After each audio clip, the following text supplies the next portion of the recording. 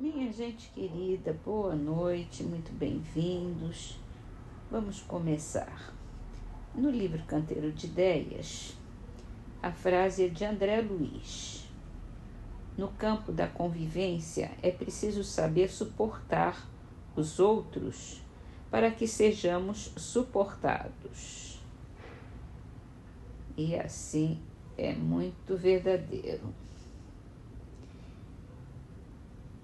Saber suportar, saber amar, saber conviver bem com os outros, né?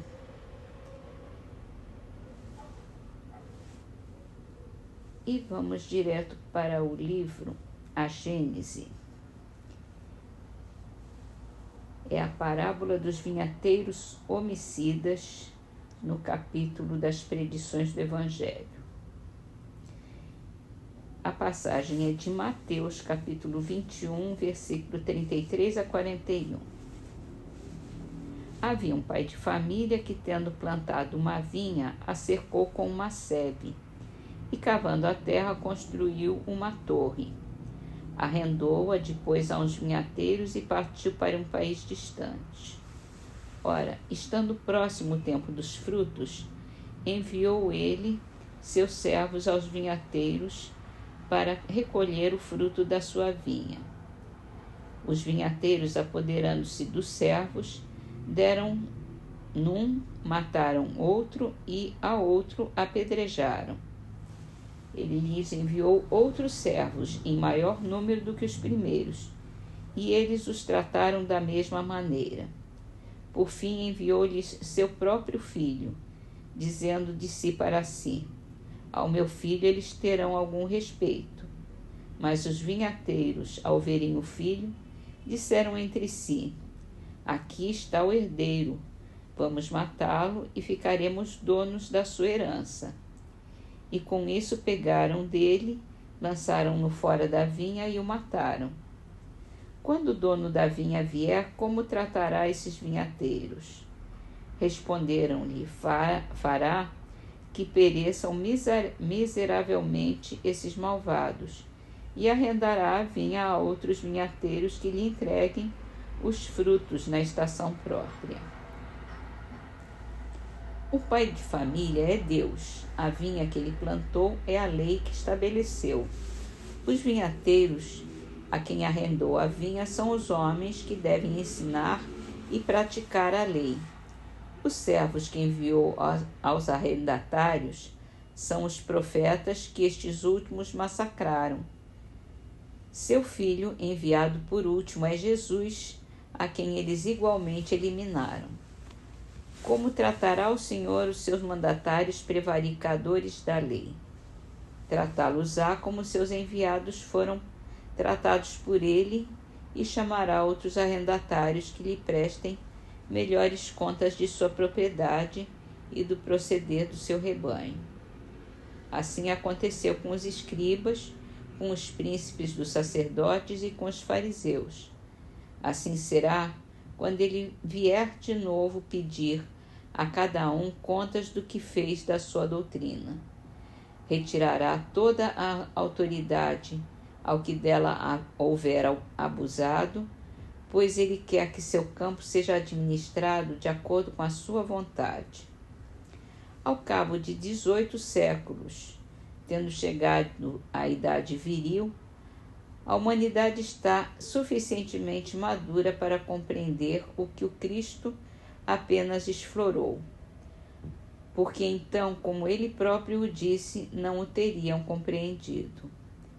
Ora, a que resultado chegaram os que durante esse longo período tiveram a seu cargo a educação religiosa da mesma humanidade?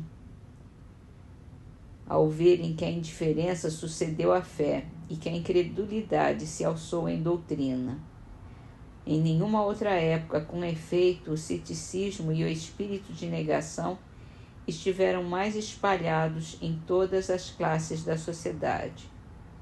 Mas se algumas das palavras do Cristo se apresentam, encobertas pelo véu da alegoria, pelo que concerne à regra de proceder, As relações de homem para homem, aos princípios morais a que ele expressamente condicionou a salvação, seus ensinos são claros, explícitos, sem ambiguidade. O que fizeram das suas máximas de caridade, de amor e de tolerância, das recomendações que fez a seus apóstolos para que convertessem os homens pela brandura e pela persuasão, da simplicidade, da humildade, do desinteresse e de todas as virtudes que ele exemplificou. Em seu nome, os homens se anatematizaram mutuamente e reciprocamente se amaldiçoaram. Estrangularam-se em nome daquele que disse: todos os homens são irmãos. Do Deus infinitamente justo, bom e misericordioso que ele revelou, fizeram um Deus cioso, cruel, vingativo e parcial. Aquele Deus de paz e de verdade sacrificaram nas fogueiras pelas torturas e perseguições. Muito maior número de vítimas do que as que em todos os tempos os pagãos sacrificaram aos seus falsos deuses. Venderam-se as orações e as graças do céu em nome daquele que expulsou do templo os vendedores e os que disse a seus discípulos: dai de graça o que de graça recebeste.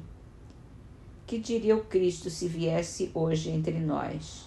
Se visse os que se dizem seus representantes a ambicionar as honras, as riquezas, o poder e o falso dos príncipes do mundo, ao passo que ele, mais rei do que todos os reis da terra, fez a sua entrada em Jerusalém montado num jumento.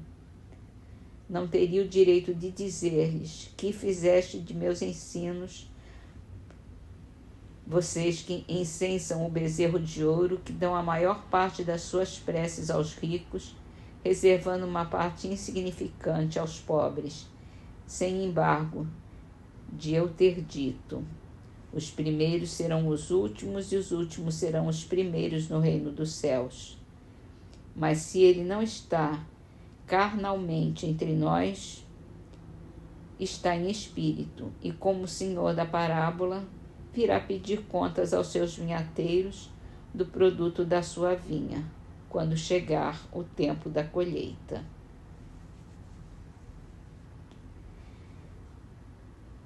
E 150 anos depois, essa mensagem foi escrita em 1850, mais de 150 anos, né? As coisas pareceram até que pioraram. Então vamos pensar na nossa posição, na nossa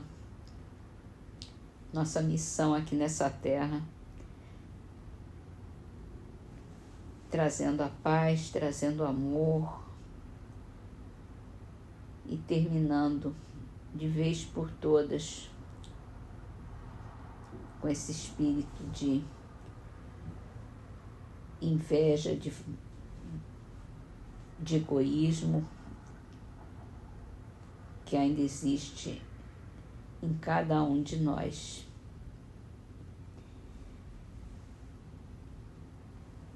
Vamos então terminar as nossas leituras com a trovinha de Pedro Silva, do livro Trovas do Mais Além, psicografado por Chico Xavier. Pessoa, quando sem fé, por mais que tenha cultura, quase sempre lembra a fera que ninguém doma ou segura. Na hora do sofrimento, o grito de rebeldia é o fogo com que se queima a bênção que Deus envia.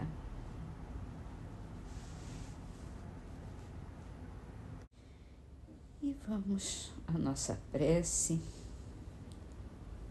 A mensagem de hoje, para iniciar a prece, é de Albino Teixeira, do livro Coragem, psicografado por Chico Xavier. Qualquer um de nós, quando não desculpe agravos recebidos, porque não se coloca no lugar do ofensor para sentir suas tentações e justificar-lhe de algum modo as fraquezas, quando não pronuncie sequer uma frase de tolerância para com as faltas alheias, quando se dispõe a louvar exclusivamente os amigos sem ver as qualidades nobres dos adversários, quando retribui vergastada por vergastada ou prejuízo por prejuízo, quando conserve rancor ou ressentimento contra a pessoa de alguém, quando não encontre motivos para o exercício do bem e da paz, quando nada faz para desfazer incompreensões e aversões, quando critica ou injuria. Qualquer um de nós que adote semelhante comportamento está desconhecendo a própria natureza e se tornando com isso mais profundamente suscetível à influência do mal, requisitando em regime de urgência o apoio da simpatia e o amparo da oração.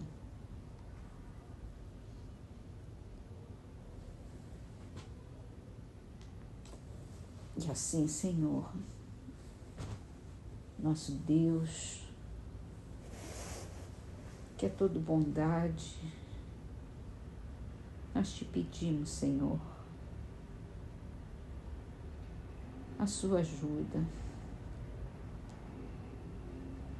para aprendermos a perdoar, a compreender,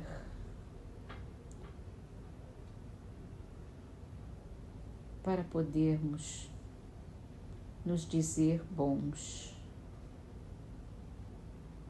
para podermos viver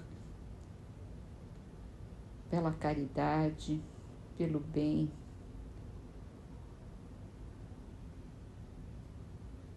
com toda a compreensão,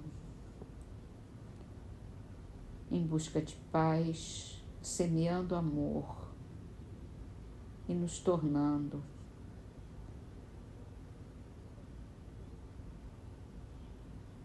seus semeadores, Senhor, seus instrumentos de um mundo mais justo, mais humano, mais do que humano, mais divino, que possamos pensar amorosamente antes de agirmos,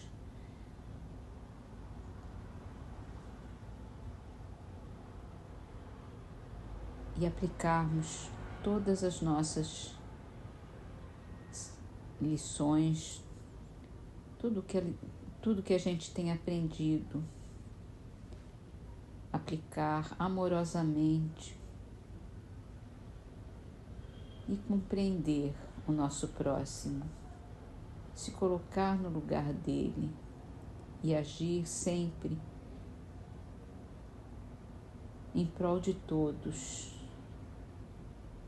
sabendo que o que é bom para todos está certo, o que é bom só para nós é egoísmo.